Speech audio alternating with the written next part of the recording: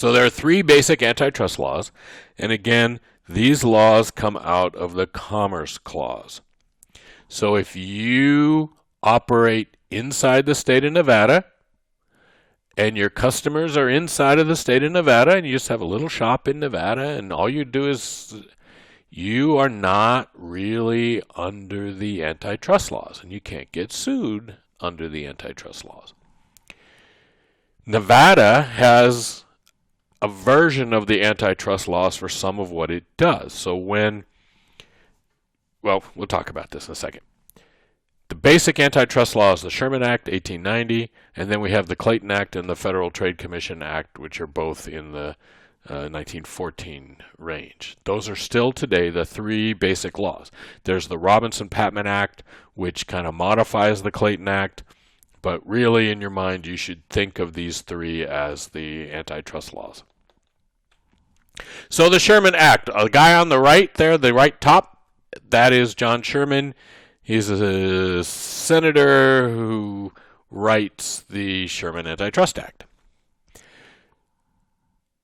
I put a picture below him of his brother, just so you could get some historical context of who this guy is. That's William Tecumseh Sherman, Ulysses Grant's right-hand man, burns Atlanta, and marches to the sea, right? He and Grant are the two great generals that saved the Union in the Civil War. He is John Sherman's brother. Okay? So, the Sherman Act says any contract combination or conspiracy in restraint of trade is illegal. Any contract combination or conspiracy in restraint of trade, and any monopolization, attempted monopolization, or conspiracy or combination to monopolize is illegal. So you can't be a monopoly, you can't try to be a monopoly, and you can't talk to your friend about helping you to be a monopoly. All of those are illegal. We found about 10 years ago, they found out that the airlines were using reservation system to secretly send each other messages about what fares should be. Several of the major American airlines, U.S. airlines, and what they were doing was posting fares for kind of non-existing flights, and then the other airlines would see those fares posted, and if they posted a fare for the identical fare for a non-existing flight, then everybody would know that that's what the new fare was going to be, and they could actually negotiate, and they got fined $375 million because that's a conspiracy in restraint of trade. Okay? You can't call up your competition and talk about what prices ought to be. It's a conspiracy in restraint of trade under the Sherman Act. Again, it has to be interstate. It can't be within your state. It has to affect interstate commerce. So, a lot of people put the Sherman Act down as one of the early pieces of progressive era legislation. There's real questions about whether or not that's true. Sherman's also responsible for the crime of 1873, which is really the thing that kicks off the progressive era. That's the demonetization of silver. That starts that whole thing, and you should remember all that, Wizard of Oz, all that stuff. That's John Sherman, who he didn't actually write the law. It was submitted to him by the Treasury, but he was head of the committee that pushed that legislation through, so he's responsible for the crime of 1873. And it's unlikely that if you believed in the demonetization of silver that you would simultaneously be a progressive. And there's all kinds of conspiracy theories about why the Sherman Act is the way it is. The other thing is that we had all these weak presidents. None of them enforced the Sherman Act at all. In fact, what we know, and we'll talk about this a little bit in the next section, is that these presidents were very anti-labor and anti-unions, and they actually used the Sherman Act to go against unions. So we had these presidents of the United States who were helping businesses destroy their unions, and they were using the Sherman Act to do it. But they weren't going after the trusts, even though it's antitrust. So we don't really get enforcement of any of the antitrust laws against businesses until Teddy Roosevelt is president. The antitrust laws are both civil and criminal. That means that you, as a private citizen, have the ability to go and file suit if you think Microsoft has ripped you off because they're a monopoly, or you think some other business has done something which is a conspiracy and restraint of trade. You have the right to sue them as an individual. And the federal government can sue them as a criminal complaint. So you can go to jail, or you can have to pay a fine if you're guilty. Teddy Roosevelt goes after Standard Oil and some of the other big trusts of the day. Again, we put him down as progressive, and this is all part of the progressive stuff. There are other people who would tell you that he was friends with the J.P. Morgan people, and so he was going after J.P. Morgan's enemies using the antitrust laws. And there's every big event like this in history, there's always conspiracy theories that run around it. And since we can't go talk to Teddy, we have to listen to those theories, and they might be true, they might be false, I don't know. All I know is the end result is between Teddy Roosevelt and the president that follows him, most of the big trusts in the United States get beat up. So the first big case in this is the Standard Oil case.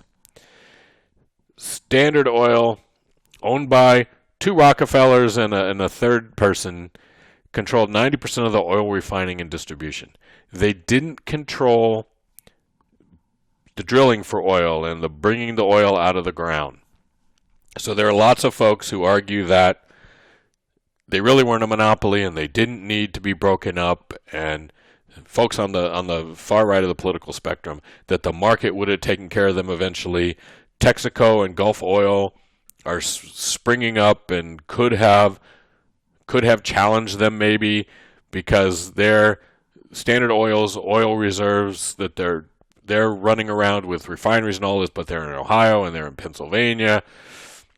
And maybe, as Texaco and Gulf grew, they could have, and we don't know, right? What we know is that Standard Oil was setting oil prices for the entire country, that they had what we call exclusive dealing rights. And what that meant is that they worked with railroads and they got exclusive rights for railroads to transport their products.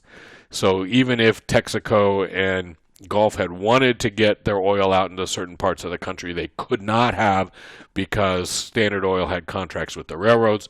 Standard Oil also had contracts with pipelines that were exclusive, that didn't let that pipeline transport anybody else's oil. There is a pipeline, for example, today that runs between Los Angeles and Las Vegas. All of the gasoline in Las Vegas comes here from that pipeline. It goes through Cajon Pass, by the way, so when the big earthquake comes, there will not be gasoline in Las Vegas. But all the oil companies share the pipeline. The pipeline is owned by another company, and everybody gets to use that pipeline for their gasoline. So one day it might be Chevron, one day it might be Sinclair, one day it might be whoever. Anyway, that happens because of this Standard Oil case. So Standard Oil gets busted up into 36 different companies, one of which is Chevron, which was Standard Oil of California. Okay? All of these companies, Amoco, ExxonMobil, these companies are formerly parts of Standard Oil. 36 companies. Now, again, lots of people out there in the world actually argue that Standard Oil was good, that the oil distribution system in America around the turn of the century, around the 1900, was a mess, and that Standard Oil becoming a monopoly, they cleaned things up. They were more efficient.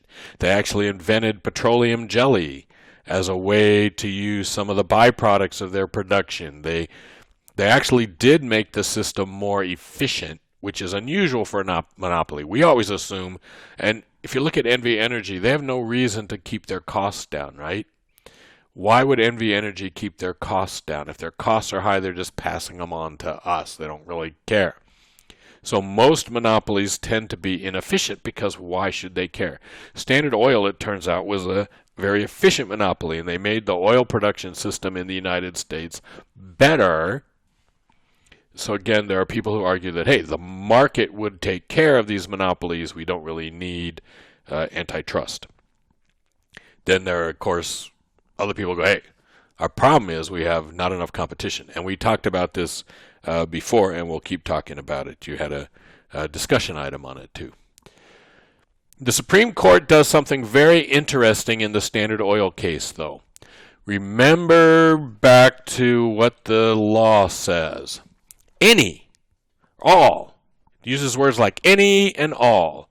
Contracts, combinations, conspiracies, monopolies. There's no wiggle room here. A monopoly is illegal. It's just illegal. Conspiracy is illegal. Okay?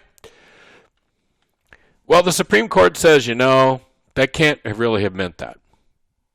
And they create what's called the rule of reason. And basically, they take the